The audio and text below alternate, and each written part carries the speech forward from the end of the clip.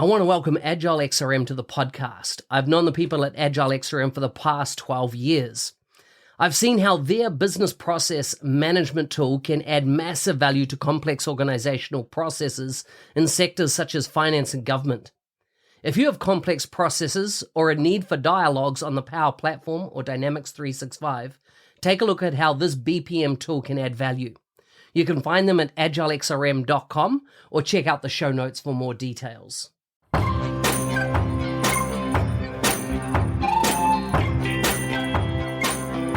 Welcome to the MVP Show. My intention is that you listen to the stories of these MVP guests and are inspired to become an MVP and bring value to the world through your skills. If you have not checked it out already, I do a YouTube series called How to Become an MVP. The link is in the show notes. With that, let's get on with the show. Today's guest is from Nigeria. He works at AXA as a team lead in business process re-engineering. He was first awarded as MVP in 2022. He's a low-code advocate, developer, and consultant for about 3 years. He is one of the community leaders at the Nigeria Power Platform user group. You can find links to his bio and social media in the show notes for this episode. Welcome to the show, Oluwatobi. Yeah, thanks for having me, Mark. I'm delighted to be here. It's great to have you on the show. Before we get started, tell me a bit about you. Tell me a bit about food. What food do you enjoy eating? What do you do for fun? And anything about your family and friends. All right. So for fun, I would say I read a lot of tech blogs, but I recently started watching football. I stopped watching it for a while, say like 2-3 years. In my country, there's this slang we use. Football is not for the weak, it's for the strong. So it's something I picked up recently, and it's been fun. My country got to the finals in AFCON, and I was really delighted to have supported them to get through to the stage. Though they didn't get the cup, but they really did great. And it was really nice getting to see what they really accomplished here. And the other things I do for fun, I attend events. I'm a fan of networking and connecting with people, sharing knowledge, and also community. So even outside the tech community, if I see a very nice conference coming up, it's something I definitely would jump on and attend. What did you say your favorite food was? Okay, for food, that would be beans and plantain, fried plantain. Beans and fried plantain. Yeah, that's definitely my favorite food. Nice. As in, my kids love plantain. They are, as in, I enjoy it as well. So you fry it, you say? Yeah. So you fry the plantain, you cook the beans, then you fry the plantain and put it round on the top of the beans. In our tradition, we do it more like in a circle. It's always nice, it's our culture. So yeah, it's very delicious. It's done very, very well. And there are different types of beans. You have the normal beans, and you have we call it it's a funny name. It's a funny name. So, but it's really nice, when you eat it together with fried plantain. I would, once you come to Nigeria, definitely something I'll give you a treat. So definitely. Nice. Tell me about how you got into tech. Yeah, that would be right from my undergraduate days in school. I didn't just get into it. I was, I studied engineering, so I have an engineering background. And towards my final year, this set of people came to my school, not into the school, just beside the school. They came with a tech hub. They just built a tech hub, because tech wasn't really, it wasn't a big thing at the time. It wasn't popular as it is now. With tech bros and taxis and all of that flying around. It wasn't like that then. So I was in school final year, so they created this tech hub beside my school. And, they told us they're teaching Python and, R then at the time. And my friend happened to hear about it and he joined. For me, I was just, doing my thing. Then my friend introduced me to the course. He was part of the first course. I went to that school. I After the first course, he came to meet me and told me, "Oh, it's a great program. You learned a lot and things like that." And that's how I joined the tech of the following course. And that's how I started learning Python. I learned Python and R Studio at the time.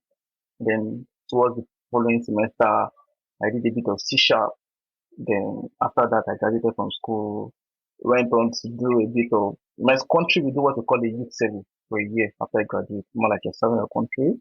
And most times we are kind of posted to teach. So I was posted to teach in a school. And after that, I was privileged to get this opportunity to intern at the company.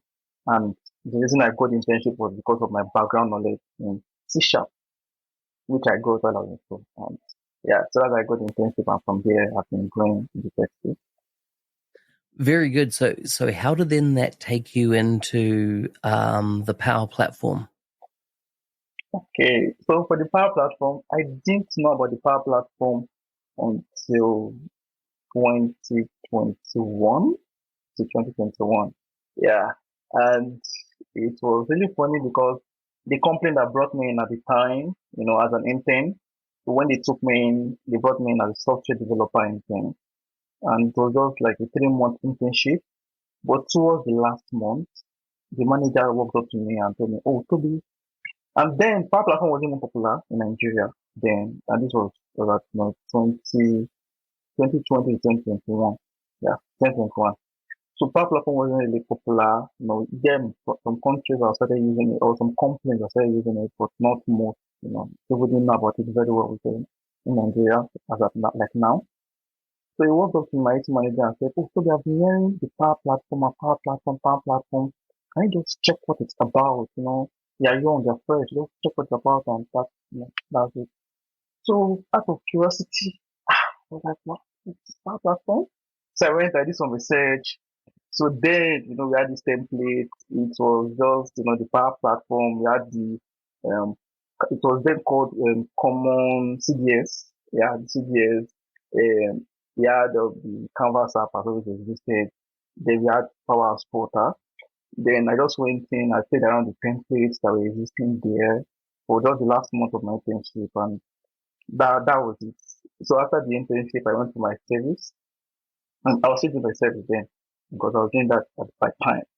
So after I was done my service, another company called for an internship, and they asked if they wanted to take the Power Platform intern at the time. So this was like a startup, but they are like a Microsoft partner company. So they were looking for interns for Power Platform. And they asked me, "Oh, I've heard of Power Platform before." I'm like, "Yes, yeah. I've put around templates. I've done this, I've done this thing." And that was how, they brought me in. But at this point, or in this organization, I now really learned what the Power Platform was all about. Then I only put around the template, but coming to this company, I was able to go to a lot of training resources. I was introduced to the AppNPD and other resources that made me learn the tool, and then I started jumping on projects. So the company started giving me a real life project. I started going to meet clients, like to ask them, what's the issue, what do you need to automate, what do you need, to build an app around. So that was when I got to jump on the model driven app, building one asset facility management. So then I automated some processes for some financial institutions, and that's how I started digging deep and deep into the Power Platform. Wow, that's an interesting journey. Right now, what's your focus mainly on? Is on the Power Platform, you have Power Apps, Power Automate, Power BI, Power Pages, and of course Copilot Studio. Where do you spend most of your time at the moment? Okay, if I'm to rank it, I would say the top of the list would be Power Automate, then Power Apps, then Power BI, then Copilot Studio, then Power Pages. Power Pages actually take fresh new. Like I are still looking for how to adopt it and say it can bring value. But Power Automate is definitely number one. I feel it's something every organization should jump on. If you're not using any of the Power Platform too, Power Automate should be something good because you're automating your process, you're making the process seamless. And the very fun thing is most of the applications or solutions I've built that I believe have had the biggest impact, I leverage Power Automate. And the funny story is they are not the most technical. So you would see simple automations like, the offboarding process or onboarding process for an organization, something as simple as that, or just your reporting, normal reporting, that kind of thing. And back then, there was an organization then, and they are still using this Word document where someone would, get the reports for everybody. Then at the close of business of the following day, the person would go around the team, get different reports. And I came in and I was like, oh, there's what we call OneNote and there's Power Automate. And I just leverage the two together where each staff can just jump in at the close of business. There's an automation that notifies them in their mail at the close of business to update that sheet. So at the close of business, each staff just gets that mail, they click on the link in the mail and they update that staff on the list. So now that load of one person going to meet all of the team members to get the report was eliminated. And sometimes you don't even get to see these people. Maybe they didn't come to the office or something happened, you could not get them on the call, their sheet are not updated. But right now, wherever you are, you receive the mail to update your sheet, and it's on you to update the sheet, not on one person. So the time hours, I think that was one of the key things that really drove impact, with that. The amount hours, that was saved in a week was roughly, I think the person spent roughly like 30 to 1 hour per day, doing all of those reports. But with this, they limited that time, and the person just did his own report, each person does their own report, and at the end of the day, they are saving as much as 120 man hours per day in a week. If you convert that into, or take that man hours into something else in the business, I'm sure you would know that would make the business more productive. So that, like I said, most of the solutions are leveraging Power Automate and they're not that big. It's something everybody can jump on. Yeah, real good, real good. Now, you're obviously heavily involved in the Nigeria Power Platform user group. Tell us a bit about that. How successful is it? How often do you meet? What do you commonly do? I would definitely want to give a shout out to the likes of Comm. They're one of the founders of the Nigerian Power Platform community. Comm, we also have Ibrahim Ido. They have the likes of Olayewaju Invoke and David Abu, who have also contributed very much to the community standing today. I was brought into the community as a leader 2022, so yeah, 2022, I think July or so. And we have over 1,000 members, and we've been running our program every year, in short, every month. So we have the boot camp coming up, the annual boot camp, the Global Power Platform boot camp that comes up at the first quarter. And the present one, we are planning for the one coming up February 24th, and we hold it physical. And we try to even do hybrid so that those that are, that are not able to attend and join virtually, but we try to encourage people to come in physical because it enhances that communication. And it has really grown because right now we no longer just sit in one place. So then when 2019, I think the community was founded around 2019, 2020 or so. And then we just had one location in Lagos. But right now we are in over 9 states. And we have, like I said, over 1,000 members. And we have the boot camp going on in those 9 states. So while we're having our boot camp this February 24th in Lagos, we're having the same boot camp also in Ibadan. We're having the same boot camp in other states like Edo State and other, the other 9 states, Osun State also, in Oyo State also, in different states. And we're going, to different areas of the country. So definitely are looking to expand to all of the states. And it's really grown nicely.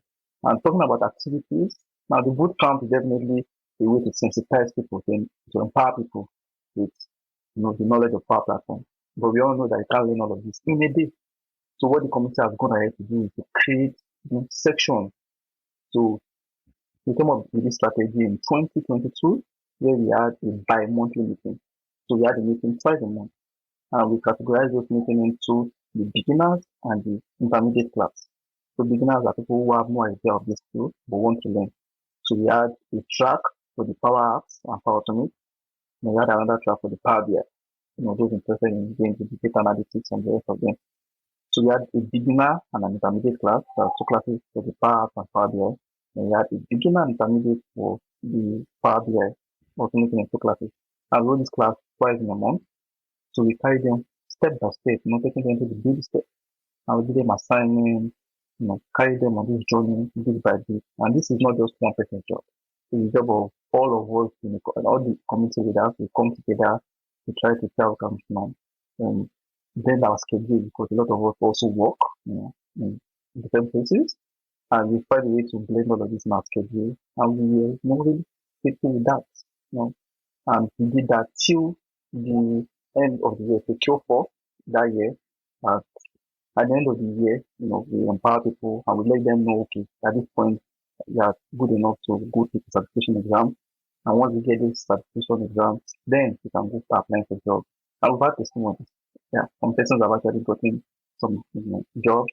They had no idea of our platform before they came for the boot camp. They came for the boot camp, they did our classes, and right now they are fully and gainfully employed. So we have had testimonies, and it's something we are still doing and pushing. Well, it's impressive, and it's impressive growth, and great that you're offering so much content to educate the community and give people advantage. The final question I have for you is, what was your process to becoming an MVP, and what do you like about being an MVP? All right. So to become an MVP, just to say, I would say I wasn't even considering the MVP cup. Like, it wasn't even on my mind that, yeah, become an MVP, for an MVP. Definitely, I admire the MVPs. I was looking at it like, maybe in the next 5 years, I would, apply for it, or I would say I can push for it. But one thing that really, drove me was definitely I'm someone that like, empower myself. I'm someone that like upskilling. I'm someone that like, learn about new innovation. So when it comes to latest things in the Microsoft space, in the ecosystem, is one of the things I keep myself abreast with. And I was doing that, and I was definitely talking about it on my LinkedIn page, on my Twitter page. I was talking about all of these things, Microsoft was dropping all of this knowledge and things like that. And I was, passionate about the community. That always been a passion. It wasn't because I wanted to apply for the program. It was something that has been a passion. So it was something I was doing and putting out there. Then I got, a message from an MVP, one of the MVPs, saying that, so have you considered, being or joining the MVP program? And I was like, seriously? I'm still fresh. I'm still like young. I'm just 2 years or then that's 2022 and I joined 2021. So I was just like going to 2 years or a year plus in Power Platform. Like, I feel like I have a lot to learn. And they said, you're doing good, I was already working in an organization and doing a lot then. And then you can do this. Like, it's something that I can jump on and, and take on that. It would also give me that exposure, right? And that will take me to what I enjoy about the MVP program. It has given me the exposure. I can't deny that fact, There is this exposure, you get to see. First off, I think I'll talk about, the fact that you can talk with product owners. So now when you see a challenge or something not working fine, that access as an MVP to talk to the product team that, there's something wrong with this product, or there's a way you can work on this product. And the product team also having the open mind to listen to us as MVP. What do you have to say? What do you feel? What does really want in this platform? And they take all of these into consideration. That's definitely one thing I enjoy in being an MVP. It's something that will definitely keep me going, to keep retaining as a name my MVP. So, my MVP certification and stuff. Yeah. And then another thing would definitely be the exposure. I would say maybe I'm on this show because I'm an MVP. Alright, so aside this, I need a lot of exposure I've gotten, from different places, people inviting me to speak at an event and from sections because I'm also an MVP. And thirdly, the fact that you get introduced to any new product. So before Microsoft releases anything, definitely, they are the first go-to person. So being an MVP, we are being told about it. So these are the new products or the new features rather. They're about to release on our products. What do you think about it? Can you run a test on it? And they're always open to feedback, to get the feedback from the MVP. So these are things I really enjoy, being an MVP. Hey, thanks for listening. I'm your host, Business Application MVP Mark Smith, otherwise known as the NZ365 Guy. If you like the show and want to be a supporter, check out buymeacoffee.com/NZ365 Guy. Thanks again, and see you next time.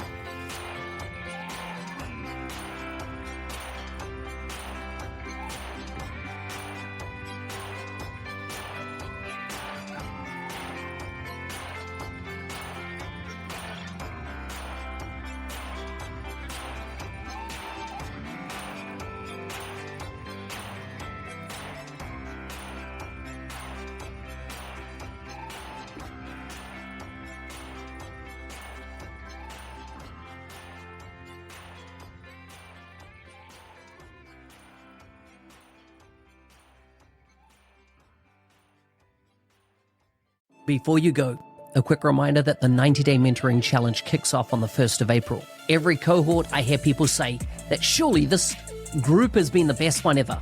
The true magic of the 90-Day Mentoring Challenge is the connections formed between a group of people who are committed to learning with and from each other. Will you be part of the best cohort yet? Use the code podcast for 10% off at checkout. Visit ako.nz365guy.com to see a detailed curriculum and hear what past participants have to say about the challenge. I can't wait to help you discover the unique value you bring to the community and just how far you can take your career.